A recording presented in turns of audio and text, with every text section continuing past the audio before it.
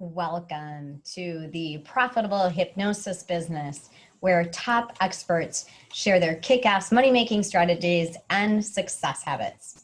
Are you ready to turn your hypnosis business into a business that creates cash flow and gives you the life you want? I'm Karen Bird, your host, and I own Win with Hypnosis, and you might know me as the Attitude of a Champion Trainer. And I put together this online event to bring you some of the best experts from around the world. They're going to be sharing with you their number one secret about how they successfully and consistently bring in more clients, see more success, and kick ass in their business and their lives. And I am so thrilled to interview Paul Ramsay today of Ramsay Media. Thank you for being here with us, Paul. Thanks for having me. Thank you so much. Yeah, I'm so glad to have you. We're going to be talking about back to brand, the most overlooked aspect of marketing your business. And I know that when I first started business, I was confused. What is the difference between brand and marketing? So we're going to talk a little bit about that. I know you have some great tips and strategies. Yeah, it's a great question. It's the perfect starting point. We all know that if we're going to go into business for ourselves, we have to sell. So we think about marketing. We don't tend to think about branding, and branding is just a subset of the broader idea of marketing. So branding is really about how you establish an identity around your business, your product or service. And so what tends to happen, I think, first is people just think, how can I sell this thing?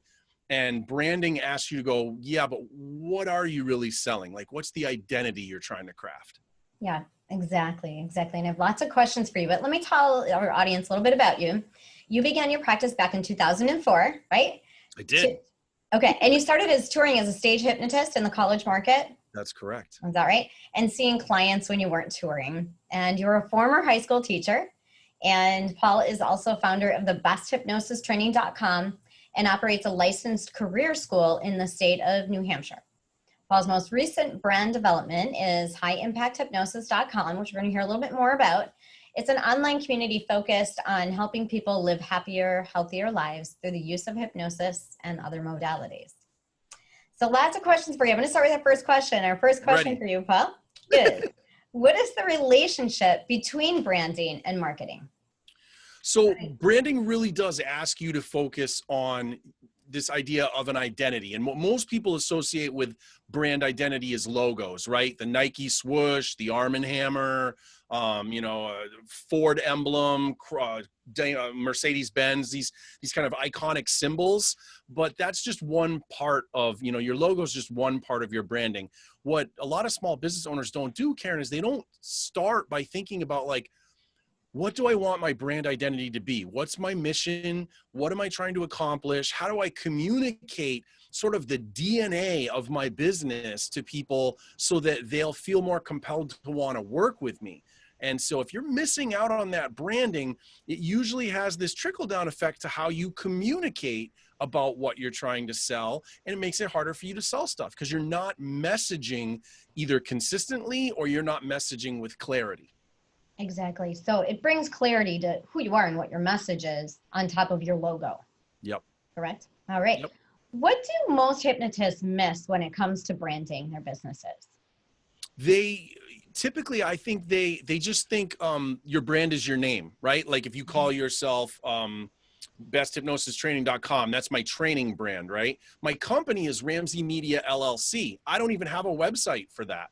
Right? That's my legal entity, but I'm trying to create distinct brands. So I have Paul Ramsay, me is my brand as an entertainer, right? Like, and I have Mind Games, which is an actual, I have a logo and that's my show. So when I sell, I sort of sell myself, but really I sell Mind Games because it's a concept for a stage hypnotism show. And what my agents do is they'll talk about how Paul's easy to work with and he's great at what he does. But what they're really doing is they're communicating the brand message for Mind Games, which is it's the world's first truly interactive stage hypnotism show. And they explain that concept to everyone and they're selling Mind Games, right? Best Hypnosis Training. I picked that name to convey, like, that's what I'm really trying to brand is if you want the best hypnosis training in the world, you need to come to besthypnosistraining.com. And I've got a big vision for how I would not be the only trainer there. We're going to grow it into eventually, joint ventures with other trainers. But that's what we want for people who are looking for training. We're trying to build the brand around that. And now High Impact Hypnosis is the third brand. That's like a personal development brand. And there we're really working on creating an online community for people who want to be healthier, happier, more abundant. So in each case, I'm Paul Ramsay and I'm a hypnotist and I am my brand. Like, yeah, I'm associated with my brand. I'm part of it, but I'm trying to really think about what's the client or the customer looking for, and how do I build a brand that speaks to what they really want and how I can solve a problem for them. And I think that's not what most hypnotists are doing. Yeah, that's great information. So do you have logos for all of those, or do you share a logo and then you brand it similarly? So I have sort of the same idea. Have you ever noticed how like cars have what they call like auto DNA, like the smallest, like a Toyota Corolla is the small one, right? And then it goes up to like a Toyota Camry, and that's bigger, but it has a similar line to it, right? It's like they came from the same family, okay, right? And then if you go up to like a Lexus might even have, that's their luxury brand, right? It might have even a little bit of the same line. So Toyota's keeping their DNA of their product so that it's visually recognized. I try to do that with my logos. So I have this logo of a head with a hand. And what I do is I always incorporate that into all my logos. And I change the color scheme to attract different kinds of qualities for each branded thing. And then I have the name next to it. But so it's different, but that basic DNA is always there too. I love that. Yes. So it's brand recognition. Mm-hmm. Yeah, I love that. And something I didn't learn, I didn't know Toyota made Lexuses. Yeah, that was there. And I think it was in like the 80s or the very early, I think it was late 80s. They wanted to have they knew that Toyota, this is a great example, actually. I didn't think, I'm so glad you said that. Like Toyota knew they had built a brand around affordability and dependability, mm-hmm, right? But they knew they wanted to compete with Cadillac and Mercedes-Benz and BMW. And so they knew that they couldn't just make yet another model of Toyota that was like the fancy Toyota. So they created a whole other brand, and that was a luxury brand. And then everyone else followed suit. Honda created Acura. Nissan created Infinity. All of them ended up doing the same thing. They knew that they were affordable, dependable brands initially. And so when they wanted to go to luxury, they created a whole new brand for it. Interesting. Very interesting. Fun fact, I was in Amway many, many years ago when we first got married. We sold Amway, and the big dream was to have a Lexus. Yeah. I just had to laugh. Yeah, that's great. All right, a little bit more. What does it take to build a strong brand when it comes to internet marketing? What are the steps you get to take, or where do you start?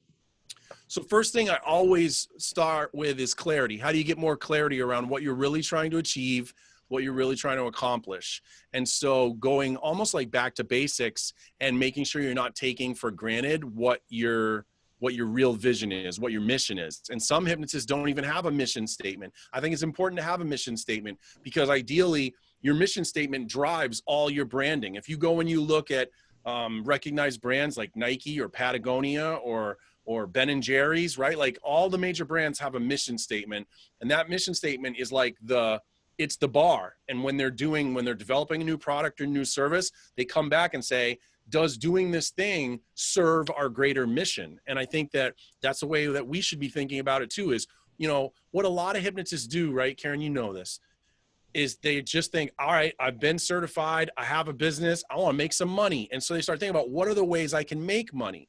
I could do weight loss, I could do smoking cessation, I could do stress management, sleep improvement, golf. So they pick one or two and they start offering them, and they're not generating a lot of revenue. So then they add another one, and they're still not generating a lot of revenue, and they add another one. Next thing you know, a hypnotist has 6, 7, 8 different services that they offer. They're not really making any more money than they were when they had 2. Well, it's because you're just trying to offer a service to make money. You're not mission oriented. You got to think about, what are you really trying to accomplish? And that's serving other human beings. What's the best way for you to serve other human beings? Get clarity around that, and then actually do less and try and focus on how you can do it really, really well. And so what's your vision, right? What is your vision for your business? And I know that word mission statement, some people struggle with, but what is your vision? What is the big vision for you? and then create that from Yeah. mission. Yeah, absolutely. Yeah, I love that. And like you said, is, choose your niche. I mean, we talked about this last time, is what do you enjoy doing? I mean, you can tell you're stage hypnotist. Like, you enjoy that. And having that niche is what drives your business too. But you know what? So let's go with that, because it's a good concrete example. I got into stage hypnotism early on, right away when I got certified. I got into that because I love the idea of being an entertainer, and like I'm talking about, I knew it was a way that I could make money fast. If I could sell one show, I would make more in one show than most hypnotists, consulting hypnotists, would make in a week, right? And so it was quick turn for me, right? And very quickly though, what I came to understand was that wasn't really why I was in business, right? It was just to make money. And so I started thinking about how being a stage hypnotist could fulfill a mission. And for me, that was to help people understand how powerful their minds were and how their minds could help them improve their quality of life. And so what I really did was, very quickly, I started adopting my ability to generate revenue through stage hypnotism. I put that aside and I focused on my opportunity for performing to open people's eyes to the potential of hypnosis in their lives. And so I took every performance opportunity as really a chance to evangelize for hypnotism. Right. And so I got that's a whole different level of clarity. When you start looking at that, you're like, I'm not just going there to make some money and make people laugh. I'm going there to get people so pulled into the experience that then, even if they don't ever ask me, maybe after I leave town, they look for a hypnotist in their local area and they find someone and they're working on making their life better using hypnosis. That's mission oriented, right? For people to not just be entertained, but for their life to get better through hypnosis. I love that. And the mission too, make hypnosis and hypnotherapy the go-to, is mainstream. Yeah. Yeah. Yeah. And I think we all need to work on that, or we get to work on that. And that is exactly what is going to get us all further, right? When we work together. Yeah. I love that. Tell me if you can think of any mistakes, top 3 mistakes that you possibly made in your business that you would do differently that held you back in the beginning.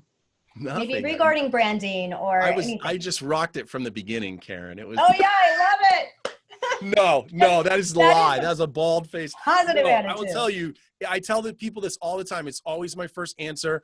When people say, if you started all over again, what would you do? I'm like, it's easy. I would do less. The biggest mistake I made, 2004, when I launched, I was simultaneously trying to build a stage show client list. I was trying to get consulting hypnotism clients, and I was building a website. This is back when we still sold CDs. I was trying to sell CDs. My thought, which was a sensible thought at the time, was have 3 different revenue streams so that if one doesn't do well, the others make up for it. That's sensible, but it didn't work that way. What it really did was it split my attention 3 ways, and I only did like 1/3 as well as what I should have on each one, and they didn't even add up to a whole, really, right? So my 1/3, 1/3, 1/3 really ended up adding up to like 1/3 in terms of making my business run. And so if I started all over again today, I would absolutely positively go, I'm only doing one thing until I am a superstar in that one thing, and then I will add something else. More focus. And I feel like that's a lot of us as entrepreneurs. There's so many great ideas out there. It's that shiny object syndrome. Yeah. Oh, I could do that. Oh, I could do that.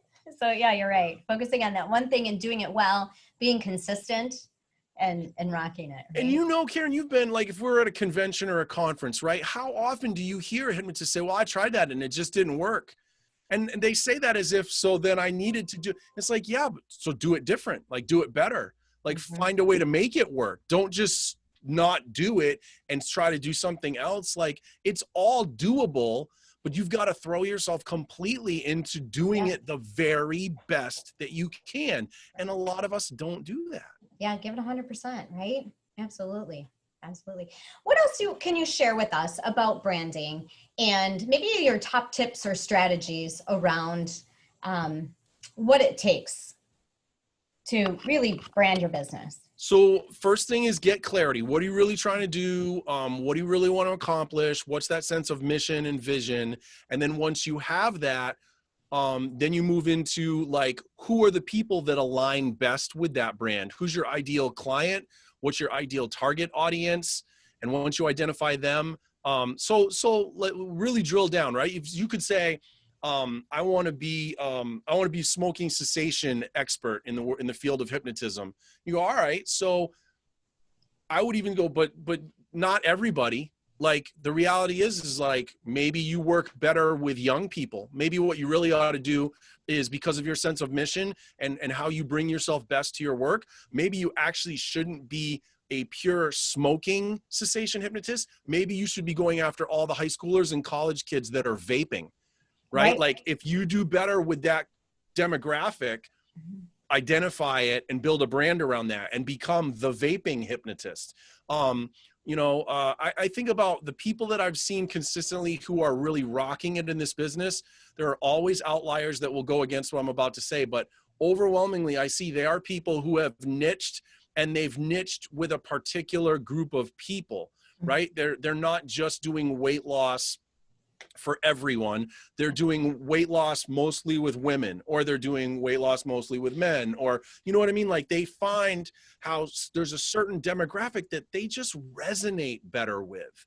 Yeah, the micro niche, right? Yeah. The niching down, and the more you niche down, the more that you see you can service your clients and you reach that. Yep.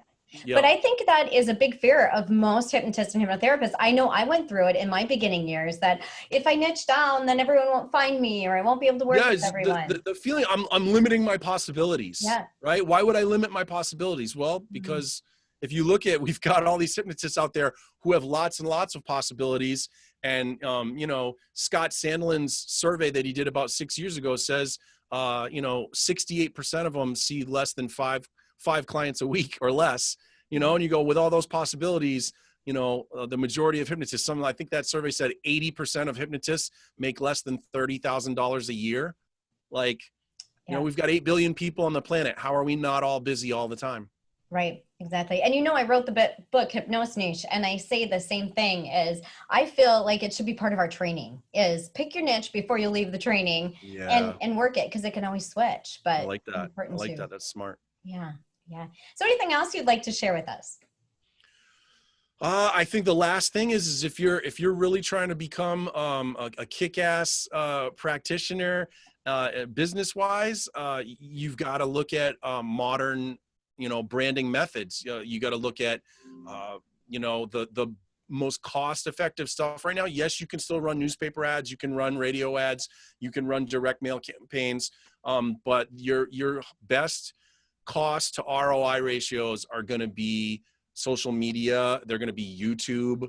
They're going to be video production, podcast production. The prolific content creators are the ones who are really dominating this profession right now, and who they are, the Jason Linnett's, the Richard Nongards. There's quite a few names. There's beautiful, it's not enough. My point I'm trying to make is it's not enough to just be good at what you do. You have to be able to communicate to the world that you're good at what you do, and you got to be able to show them somehow. And so getting into prolific content creation is essential nowadays. Yep. And part of being a successful entrepreneur is playing the marketing game. I have to say, when I got into this business, it was because most of us wanted to help people. We wanted to be a hypnotist, a hypnotherapist. But as you get into it, you recognize that marketing and brand identity and who you are is the name of the game, and how to be successful.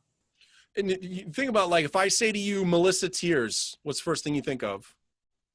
Melissa Tears is associated with her kids, right? Like there are people who know, like Melissa's got people who know Melissa, they know, like, you think of it, it's not gonna be the same for everyone. People go, she used to be a punk rocker. She's huge on brain science and hypnosis, right? Like if I played that game with you and I just started throwing it out, right? Like, these are people's, how their personal brand gets into their business brand, right? They've carved it out, but the people who are the bigger names in our profession, they've all got that. Like, it's not just the name recognition. It's as soon as you hear the name, you think of the other thing, whatever it is. That's where they've knitted their name to their brand really somehow. Yep, exactly. And I love listening to you, because it just makes me think too, more ideas, right? Keep going. Yes, I love it. And you have a really special gift for us, which I'm really excited about, is access to you for 20 minutes via Zoom or phone, where we get to ask all the questions we want, no holding back. You'll answer them all, which could be really interesting. Tell us a little bit more about that and how we can reach you. Yeah, so I had it this years ago. One of my early marketing things was I used to donate sessions to the New Hampshire Public Television auction. And 1 year, a hypnotist bought one of my sessions, and she called me and she goes, "Hey, Mr. Ramsay, I bought your session that you donated to New Hampshire Public Television." I was like, "Oh, that's so great." And she said, "I don't actually want a hypnosis session. I just want to sit with you and pick your brain." And I was like, "Oh." I was like, "Good for you. That's so," and ever since then I thought, like, I know that people want that and need that sometimes to get new ideas. And so I was like, all right, I'll just throw it out there again. Like, if you want to, I'll give you 20 minutes of my time. You want to sit with me on a Zoom call or a phone call, ask me about anything that I've done over the past 16 years. Again, stage hypnotism. I have a licensed career school in New Hampshire, training hypnotists, and I work with clients. So I've got it sort of all covered, and I've learned that you don't have to hold anything back. Like, you can tell people everything, because the reality is a lot of people, even if you tell them, they still won't necessarily do it. So I'm never afraid of sharing what I do with people. I love it. And plus, we all know generosity, that's what makes the world go around. And the more Yeah. we share and the more we give, the more we can help others be successful and make a mark for our profession. So I can't wait. I'm excited. I'm going to pick your brain. I'm going to think of some things. Tell me we can find you. We'll have a link to the free gift. The link to the free gift is on the bottom of the screen there. If we would like to find you or ask questions, just tell us a little bit more about how we can do that. So the primary thing nowadays is besthypnosistraining.com. If you're interested in mentorship or stage hypnotism training or any of that stuff, Best Hypnosis Training is the place where all that happens. The email for that is admin@besthypnosistraining.com. If you're curious about this whole online community that I'm building, that's highimpacthypnosis.com. If you just want to find me kind of socially, I'm on Facebook. I've really culled back a lot of my other stuff. I closed my TikTok account week, actually. Yeah, I closed my TikTok account. I shut down 2 Instagram accounts.